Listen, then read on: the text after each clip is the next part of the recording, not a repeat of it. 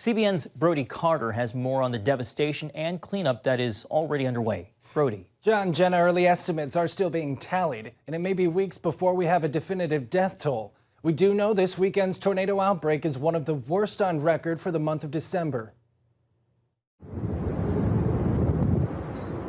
Friday night into Saturday morning, a fury of tornadoes broke across 8 states. Among the many feared dead are reports the youngest victim being just 5 months old. More than 100 others are still unaccounted for. It looks like a war. It just looks like bombs went off. The National Weather Service received reports of more than 3 dozen tornadoes tearing through a 250-mile path from Mississippi to Illinois. One supercell tornado stayed on the ground for 227 straight miles, possibly the longest in U.S. history.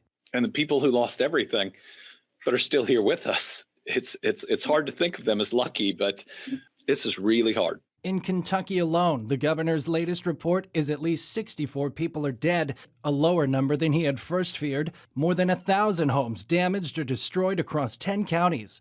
Before and after photos show the devastation at Mayfield Consumer Products, a candle factory where initial reports estimated as many as 70 workers might be dead. But as of Monday, that number stands at 8 dead, 8 missing. In Illinois, 6 people died at an Amazon distribution warehouse near Edwardsville. People who've lost their homes. It's so close to Christmas. We have so many people at the candle factory still missing. It is insane what Mother Nature did in just a span of minutes. It is unusual. It is unusual how it happened, how many places it touched down, and the length of the path. President Biden has approved disaster declarations for both Kentucky and Illinois. He plans to travel to Kentucky's hardest hit areas on Wednesday. Now FEMA, the National Guard, and volunteers across the nation pouring in with help to clean up and rescue. John, Jenna, back to you.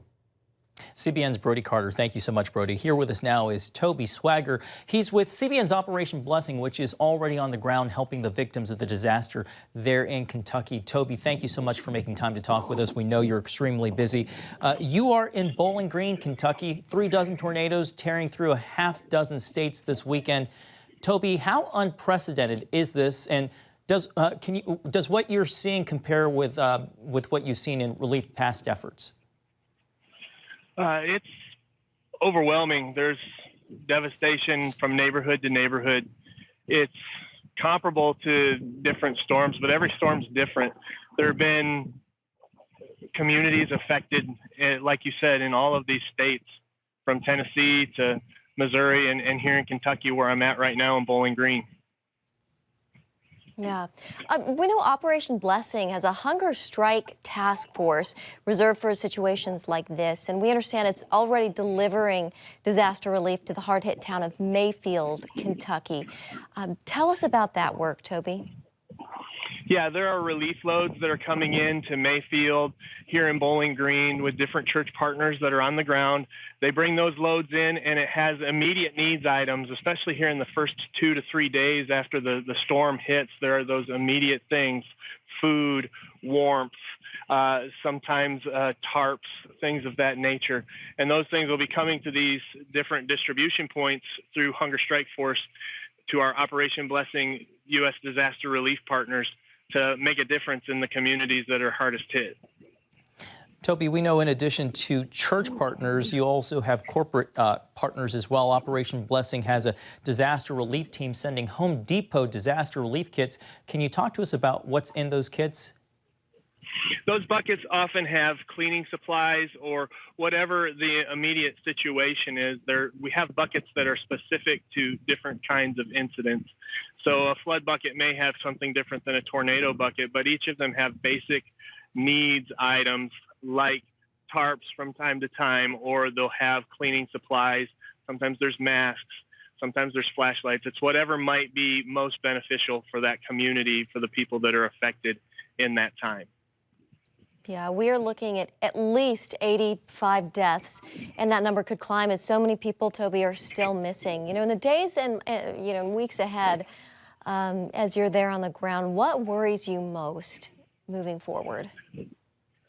That people will forget that as we get busy with our lives, as we get busy with the holidays that are coming up, that that the people have been affected here in this community and in some of the smaller communities that aren't getting as much media coverage, that those people will begin to feel like they're disenfranchised, which is why it's so great when the church and organizations like Operation Blessing, the U.S. Disaster Relief, especially when we can go into those communities and make a difference by simply being Jesus with skin on, listening to someone's situation, taking time to pray with them and giving them a flood bucket or something along those lines to try and meet an immediate need so that they can have a little bit of their hope restored.